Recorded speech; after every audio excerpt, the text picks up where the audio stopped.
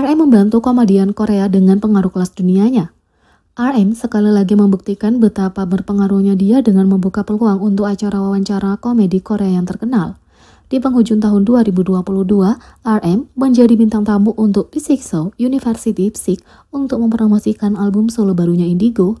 Penampilannya di acara ini adalah satu-satunya promosi YouTube untuk Indigo, menunjukkan betapa dia adalah penggemar University Psick.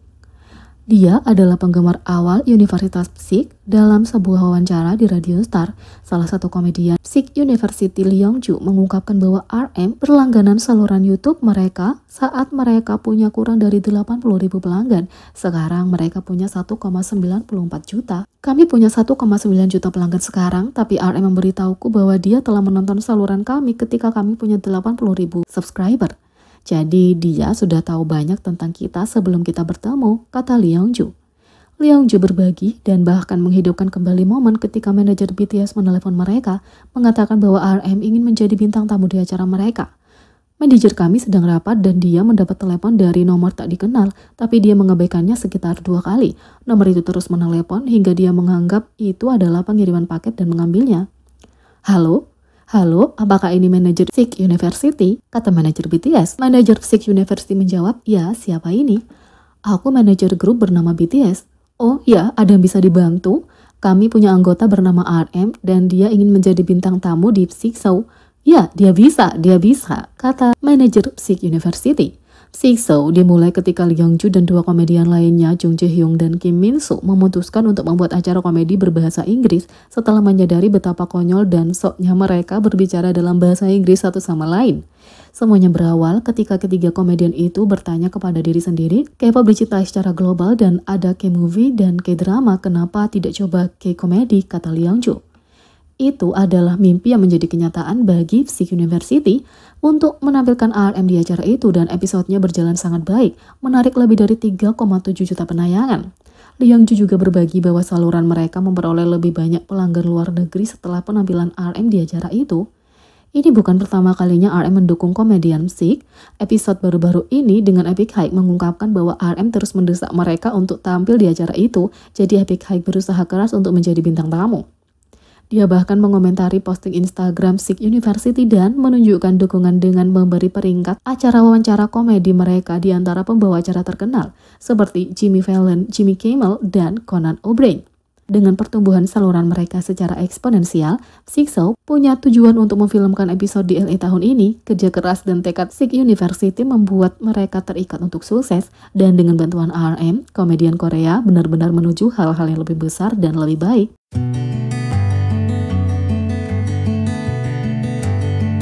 Yang kedua, BTS mendapat perhatian sebagai seorang selling boy di pop-up store di Seoul. Setelah baru-baru ini diumumkan bahwa duta global resmi untuk merek mewah Celine BTS keluar di Celine pop-up store di Seoul, dia berpose elegan di dinding foto dan memukau penggemar dengan visualnya yang menakjubkan. Dia juga memamerkan layanan penggemarnya yang sempurna, berpose imut untuk jurnalis, mengenakan Celine dari ujung kepala hingga ujung kaki, gayanya dengan cepat menjadi viral di media sosial. Tidak butuh waktu lama sebelum berbagai barang terjual habis secara online, termasuk tas Celine miliknya yang menakjubkan. Para penggemar menunjukkan cinta mereka, memberi selamat kepada V atas jabatannya sebagai duta dan memuji kehadirannya. Celine Boy mengambil alih. Sementara itu, apa motivasi V BTS? Dia membuka tentang driving force tak terduganya. BTS tidak mencapai kesuksesan dalam semalam. Faktanya, Big Hit Entertainment, sekarang dikenal sebagai Big Hit Music, hampir bangkrut sebelum grup itu debut, jadi mereka tidak punya apa-apa sejak awal. Sungguh, anggota grup dapat mencapai posisi mereka sekarang melalui kerja keras mereka. Tapi, apa motivasi di balik kerja keras itu? Baru-baru ini, V BTS diwawancarai oleh El Korea. Pewawancara mengomentari gaya kerja V yang unik. Meski sibuk, dia tidak terburu-buru. Jadi mereka bertanya pada V apa yang mendorongnya. El Korea mengatakan, kamu juga berbicara dengan sangat santai selama syuting kami untuk konten YouTube. Sepertinya kamu berjalan dengan kecepatanmu sendiri. Luangkan waktumu, pikirkan lagi, dan jungkir balikkan apa yang telah kamu kerjakan. Apa kekuatan pendorong di balik pekerjaanmu? Tanya El Korea. Jawaban V sederhana dan tak terduga, keserakahan. Menurut Merriam-Webster, arti keserakahan adalah keinginan yang egois dan berlebihan untuk mendapatkan lebih dari sesuatu seperti uang daripada yang dibutuhkan. Kupikir itu keserakahan, kata Vi. Dalam kasus V, dia tidak selalu berarti dia berusaha menjadi lebih kaya. Dia menjelaskan dari segi musik. Dia seringkali ingin melepaskan sebuah proyek karena dia tidak puas dengan beberapa aspek dari lagu yang dia kerjakan. V mengatakan, aku terus-menerus menghabiskan waktu mengerjakan musikku, menyerah dalam prosesnya, tapi aku rasa aku juga telah mengakui konsekuensi di baliknya. Kalau aku suka melodinya, aku tidak suka liriknya, aku perlu dimarahi, katanya sambil tertawa. Sulit untuk menyelesaikan lagu yang benar-benar kusukai, tapi aku terus mendorong yang terbaik, kata Vi. V telah membocorkan banyak lagu yang belum dirilis di media sosial yang diharapkan ARMY akan masuk ke dalam album solo pertamanya. Tapi dia mengatakan sebelumnya bahwa itu akan dibuang ke tempat sampah. Semoga suatu hari V akan menemukan kepuasan dengan musiknya sendiri dan merilisnya ke dunia. Dan kenapa V masih gugup saat tampil live? V masih gugup bahkan setelah bertahun-tahun tampil live.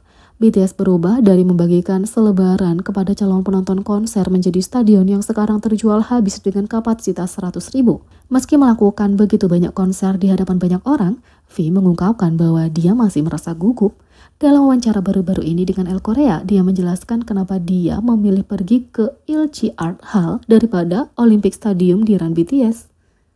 Episode spesial 2022, Elle Korea bertanya, dalam episode di mana setiap anggota BTS pergi ke tempat yang berarti, kamu pergi ke Ilchi Art Hall, sementara anggota lain pergi ke Stadion Olimpiade. V mengatakan, tempat kami mengadakan konser showcase debut kami adalah yang paling berkesan bagiku. Aku pikir itu melambangkan awal dari kita dan mengingatkanku pada saat-saat tak terlupakan kita. Hal ini memicu pewawancara untuk menanyakan apakah V merasa gugup atau bersemangat saat tampil, mengingat tempat yang berbeda tempat dia tampil, sementara seseorang akan secara otomatis berasumsi bahwa tampil adalah sifat kedua sekarang untuk artis seperti dia.